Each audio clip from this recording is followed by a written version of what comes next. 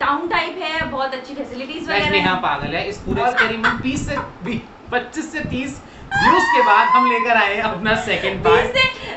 30 नहीं तो 250। अच्छा, इट इज बेसिकली, मुझे कभी नहीं बोलना। हेलो, नमस्ते, सत श्री अकाल, अस्सलाम वालेकुम, वेलकम टू आवर चैनल।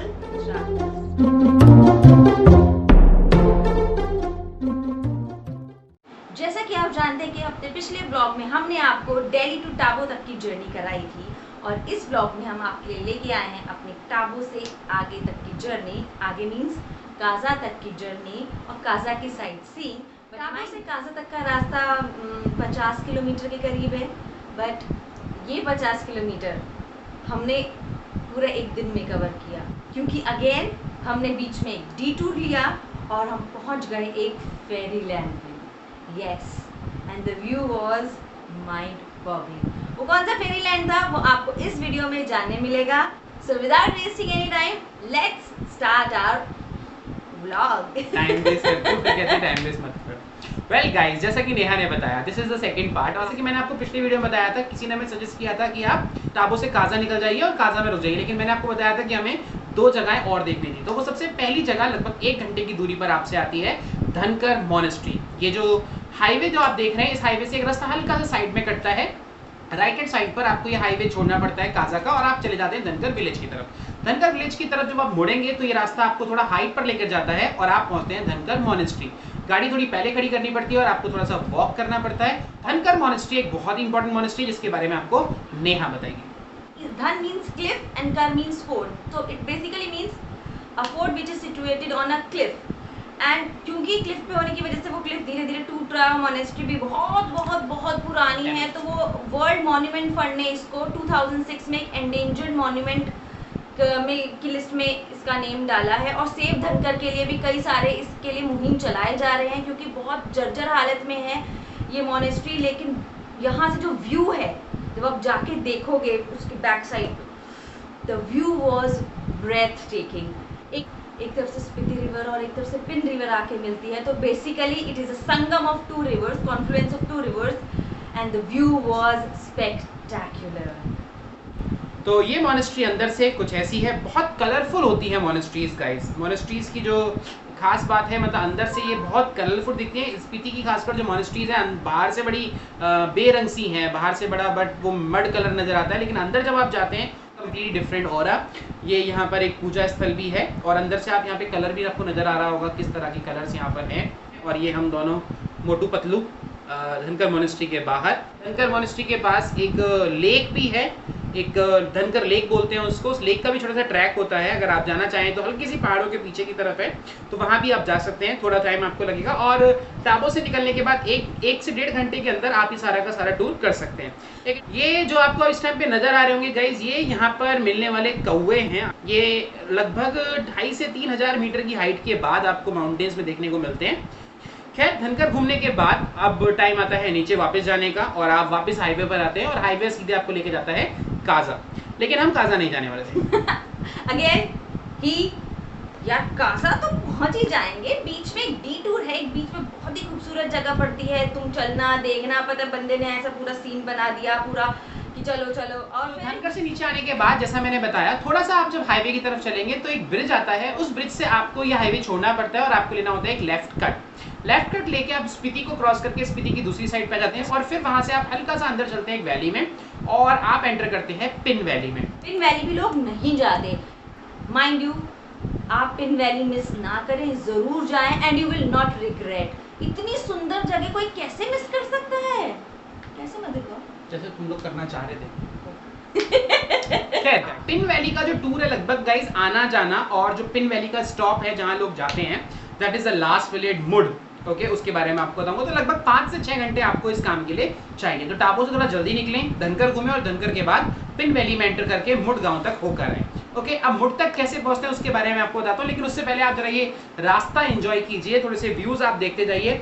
ये रास्ता गाइस बहुत खूबसूरत है, जैसा कि नेहा ने आपको बताया कि ऑल द वे माउंटेन्स में से निकलकर आप एकदम से ग्रीन वैली में एंटर कर जाते हैं। वो जो सूखे पहाड़ थे वो खत्म, and the beautiful valley of pin river comes out in your view.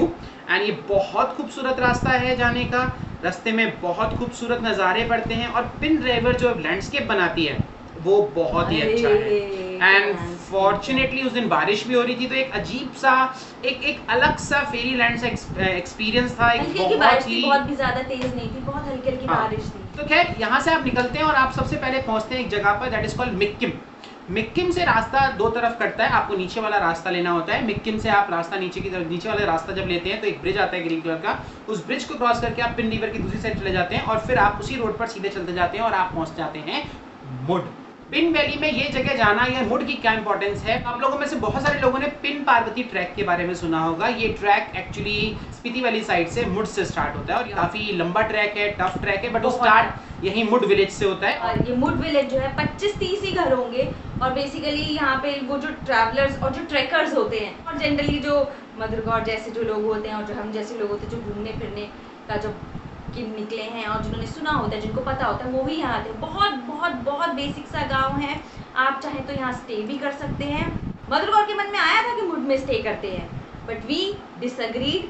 हमने इनको बहुत मुश्किल से रोका कि नहीं, मुड में स्टे नहीं करना। लाइट की प्रॉब्लम थी, वाईफाई तो था ही नहीं, वो तो भूल ही जाओ।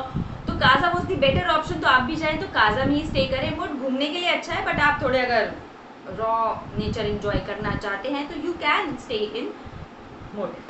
मुड पहुंच के हमने लंच किया, आसपास घूमे, वहाँ के बच्चों से इंटरेक्ट किया। ये कुछ आपके सामने जो अभी चल रहे हैं ये मुड विलेज के फोटोज हैं। मुड के आसपास का एरिया है जो कि बहुत खूबसूरत है। मतलब गाइज आई डोंट नो ये फोटोज में आप देख पा रहे हो या नहीं, बट रियलिटी में इतना लश ग्रीन ग्रासी एरिया था। मतलब वो जो एक 2-3 दिन का जो स्पीति जो देखने का जो एक्सपीरियंस था वो बिल्कुल कुछ घंटों के लिए डिफरेंट हो गया, बिल्कुल बदल गया और हम एक बिल्कुल ही अलग लैंड में आ चुके थे जो आप यहाँ पे इस टाइम पे देख रहे हैं। और इसका यहाँ तक पहुँचने का जो रास्ता है ना, मतलब रास्ता बहुत अच्छा है। जैसे ही आप पिन वैली में एंटर करते हो ना, माउंटेन्स फॉर्मेशन है वो आपको दिखने लगती है। Being a geographer, being a मधुर के अंदर का वो जोग्राफर जाग गया और ये हमें दिखा रहे हैं, वो देखो फोल्ड माउंटेन का कितना खूबसूरत एग्जांपल, ये देखो, अरे ये तो ज्योग्राफिकल लैब है, अरे यहाँ पे तो बच्चों को लाना चाहिए। मैंने कहा बस, अरे ये देखो ये वाली माउंटेन, अरे देखो कितने क्लियर फोल्ड। मतलब इवन पिक्चर्स में भी आप लोग देख रहे होंगे इस टाइम पे कितना क्लियर नहीं नजर आ रहा है कि माउंटेन्स, हिमालयास के बारे में जो हम बोलते हैं कि फोल्ड माउंटेन्स हैं, ये फोल्ड से बने हैं, लेयर्स, फोल्ड्स, मतलब बिल्कुल साफ साफ नजर आता है।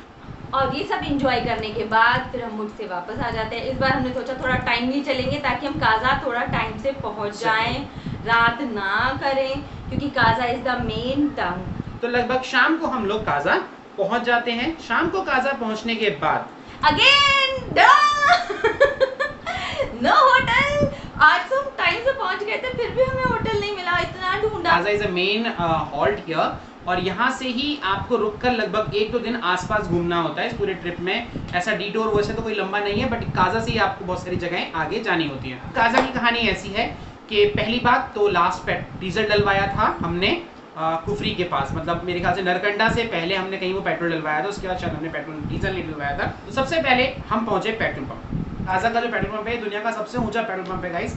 तो इस पेट्रोल पंप पे जब हम पहुंचे तो पेट्रोल पंप वाले ने बताया आपको 1500 से ज्यादा का डीजल नहीं मिलेगा क्योंकि पिछले 1.5 हफ्ते से टैंकर नहीं आया है। वो कहते हैं ना, संतों के जहाँ पैर पड़ते हैं वहीं बंटाधार हो जाता है। हम तो जहाँ पहुंचे ना होटल मिला ना डीजल मिला। हमने कहा क्या हो गया ना हमारे साथ। फिर एक कहीं से पता नहीं खुदा का बंदा आया, वो हमें लेके गया एक अंदर, एक खुपचे से में लेके गया अंदर अंदर अंदर और कहा ये होटल है। जब हम होटल में गए फिर वहां से वो बेसिक सा ही रूम था, मतलब ऐसा कुछ खास नहीं था, लेकिन वहां से जो व्यू था, ये देखो Look at the view guys, ये हमारे होटल के रूम से व्यू था पीछे की तरफ। तो फिर वी वर लाइक ना, अच्छा हमने वो एकदम बीचों बीच हसल बसल में होटल नहीं मिला, इतनी खूबसूरत शांत पीसफुल जगह मिला। और बेस्ट पार्ट इज कि होटल एकदम नया बना हुआ था, तो एकदम साफ सुथरा था और तो व्यूज देख के तो हम सब कुछ भूल ही गए थे। ये सारे जो फोटोज अभी देख रहे हैं ये सारे हमारे होटल की बैल्कनी से लिए गए फोटोज हैं।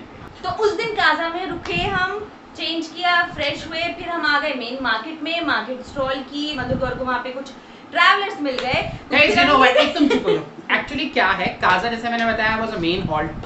अब ये लोग तो वही चीप ट्रैवलर्स, ये खरीदना है वो खरीदना है, मैं क्या खरीदो, जो खरीदना है वो खरीदो। मैं खाना ढूंढ रही थी, पता नहीं, बट मैं आई वाज तो लाइक बाइक से, साइकिल से, कार से, हर तरह के मोड ऑफ ट्रांसपोर्ट से लोग वहाँ आए हुए थे। बहुत सारे लोगों से वहाँ पे बात करी, आसपास की जगहों के बारे में पूछा, 2-3 नई लोकेशन भी पता करी जो मेरे को नहीं पता थी, तो वहाँ लोगों से वो भी पूछा। बहुत सारे एक्सपीरियंस वहाँ पर नए नए देखे सुने लोगों के, and that was a very good evening.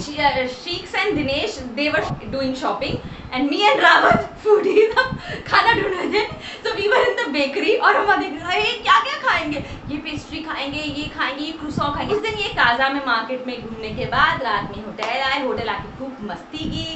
रात को ना जब देखा ना काजा में होटल से बाहर का नजारा, ओ माय गॉड, इतने स्टार्स सारे। और हमारे साथ 2 फोटोग्राफर्स भी थे, शिकू एंड दिनेश, तो उनकी हेल्प से हमने कुछ ये बहुत ही खूबसूरत फोटोज भी रात को किए। इसको स्टार ट्रेल फोटोग्राफी या ट्रेल फोटोग्राफी बोलते हैं।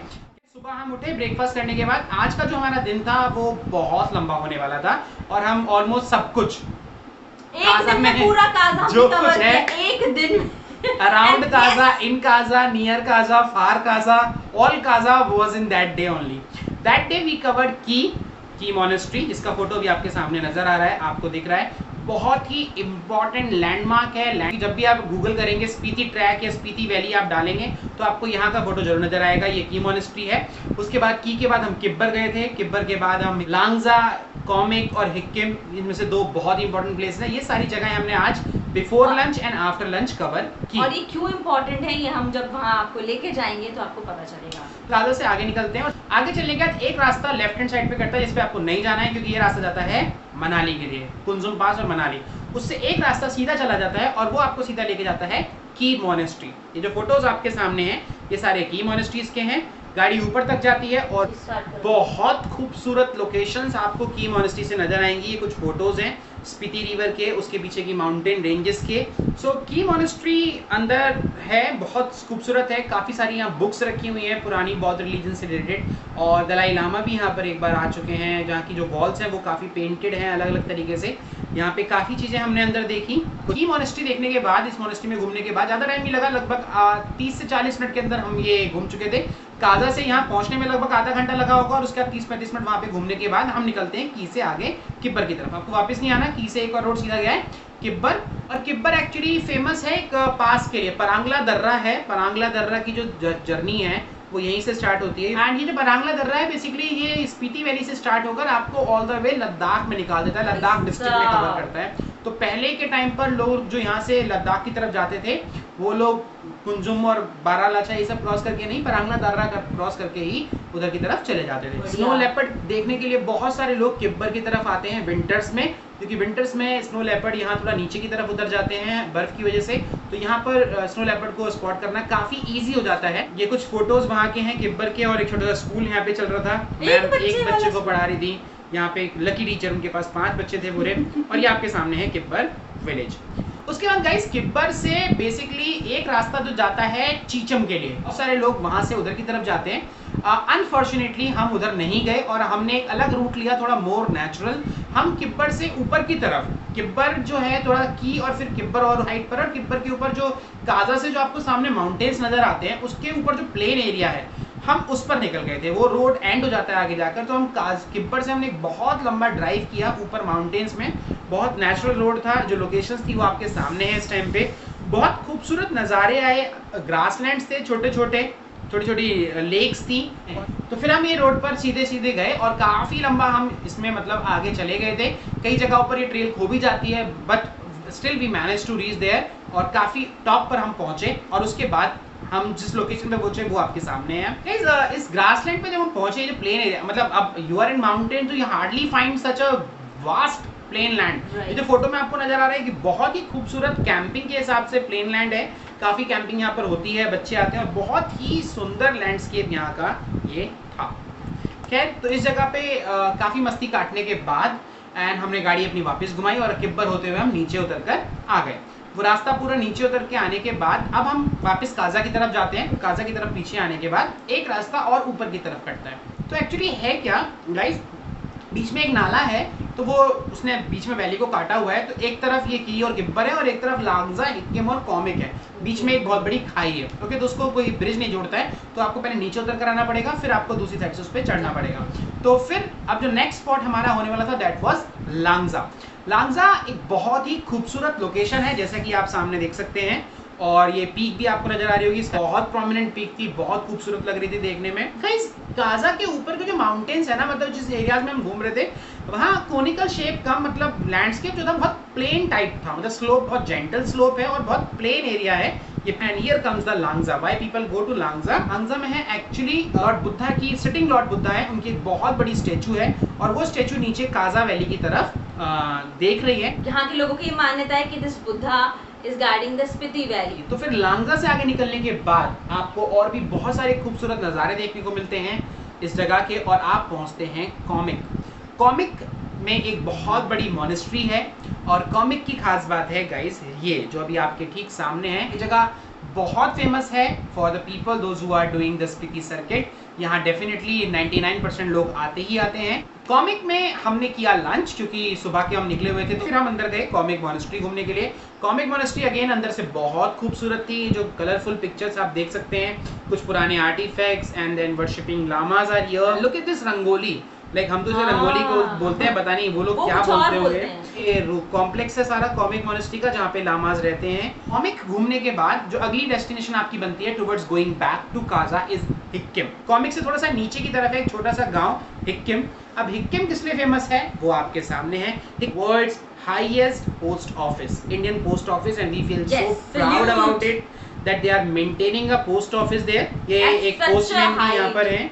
And Madhur Gaur wrote a letter अपने दिल्ली वाले एड्रेस पे के लिए, एंड वो चिट्ठी आई भी। गाइस जब हम वापस आ रहे थे सडनली हमने देखा कुछ बच्चे रोड के किनारे खड़े हुए हैं, एंड गेस व्हाट, उनके हाथ में क्या था? एक पॉलिथीन था, और मुझे लगा कि वो कुछ पत्थर बेच रहे हैं। मधुर गौर की आंखें तो फटी की फटी रह गई। क्यों? क्योंकि उसमें थे फॉसिल्स। राइट गाइस, ये जो आप अभी फोटोज में देख रहे हैं, these are actually the fossils. आप सबको पता है जहाँ हिमालय बना है वहाँ पर पहले एक सागर हुआ करता था, एक समुद्र हुआ करता था, उसका नाम था टेथिस सी, और टेथिस सी की जगह पे ये माउंटेन बने, तो उसमें रहने वाले जो ऑर्गेनिजम्स थे उनकी बॉडी यहाँ पर फॉसिलाइज्ड हो गई है, और उन्हीं से ये फॉसिल निकलते हैं। और हिक्किम और कॉमिक का जो एरिया है ये बहुत फेमस है फॉसिल्स के लिए। यहाँ काफ़ी फॉसिल्स नालों में से या रिवर साइड से आसपास जो छोटे छोटे ड्रेन सिस्टम है वहाँ से निकलते रहते हैं। तो after this Hikkim journey and the super fantastic fabulous day we came back to Kaza. Kaza वापसी आज से मैं ये प्यारा सा फोटो भी देखा, आप यहाँ देख सकते हो, ये काजा टाउन है। काजा के 2 सेक्टर है, ये लेफ्ट साइड पर, एक राइट साइड पर इस रिवर के, और ये आगे जाकर स्पीति रिवर में नाला मिल जाता है। We came back to hotel, बहुत बुरी तरह थक चुके थे, so we simply went to the hotel। आज हम मार्केट नहीं गए, होटल में जाकर अपना स्टे किया, स्लेप्ट वेल। नेक्स्ट डे हमारा बहुत ज़्यादा फिर से हेक्टिक होने वाला था, क्योंकि हम जा रहे थे चंद्रताल, और चंद्रताल में जो हमारे साथ हुआ, it was a nightmarish experience. वो हम आपको दिखाएंगे अपने नेक्स्ट व्लॉग में, so stay tune for that. Till then think good, do good and be good. ये तो फालतू की बात है, and enjoy enjoy the views. मैं बोलूँगा enjoy the views now. Bye bye guys, Tata.